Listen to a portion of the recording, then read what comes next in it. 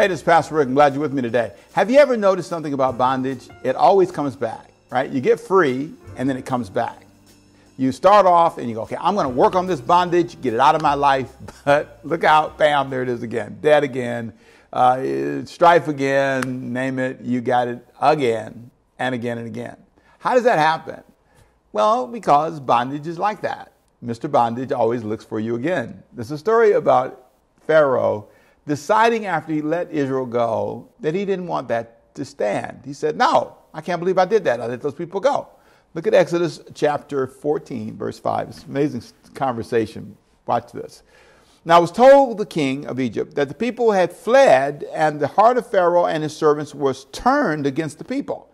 And they said, why have we done this, that we have let Israel go from serving us? So he made ready his chariot and took his people with him.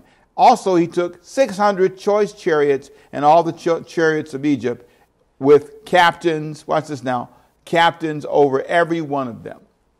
So he mounts up with his 600 top soldier guys, and he gets everybody else to bring all the chariots. We're going to round them up like horses. We're going to round them up like cattle and bring them back to Egypt. Now, you know, if you read the story of the plagues in Egypt, you know, the frogs and, oh my God, this is horrible, you know, and death of the firstborn, all that he'd gone through, but he still wanted to go and get them back. The plagues didn't scare him off permanently. Bondage never, if I can use this analogy, never gives up. It always tries to come back.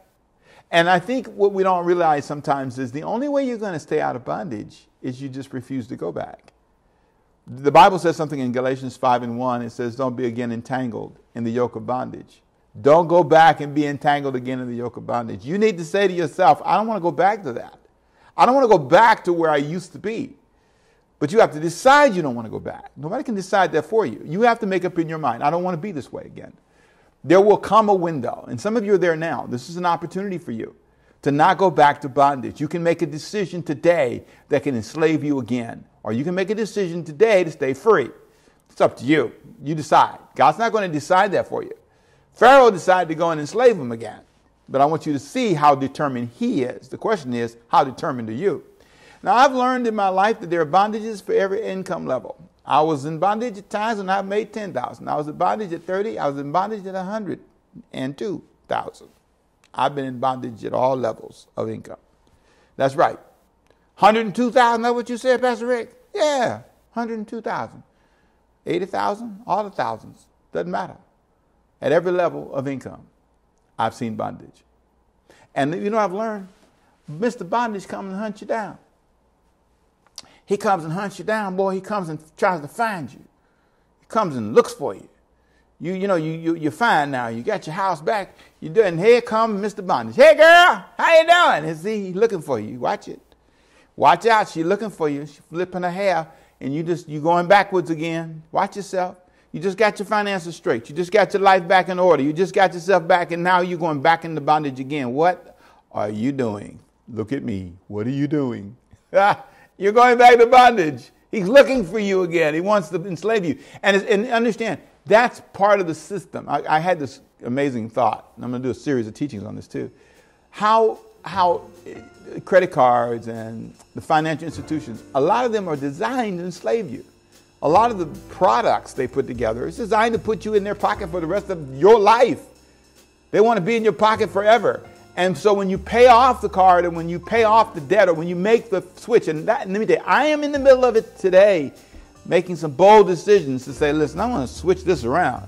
I don't want this to ever come back. I want to make sure I move this over here so it'll never get me again. I want to make sure that I'm strong and clear. Sometimes you just are not doing all you know to do. You can do better. You can say no to Mr. Pharaoh. You can come if you want to, but I'm not going back into bondage. I'm not going back to where I was. The Bible said if the Son sets you free, you're free indeed. So stay free. Let me pray for you. Pastor Rick, before you pray, are you trying to say that God can't fix things that if I was in something that was broken?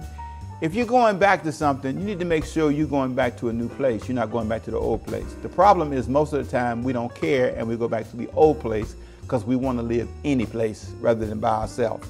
But I can tell you right now, sometime by yourself is better than in a bad place where you were. My time is really up now. I gotta go. You stay free. See you next time. My name is Pastor Rick. Stay sharp. Bye-bye.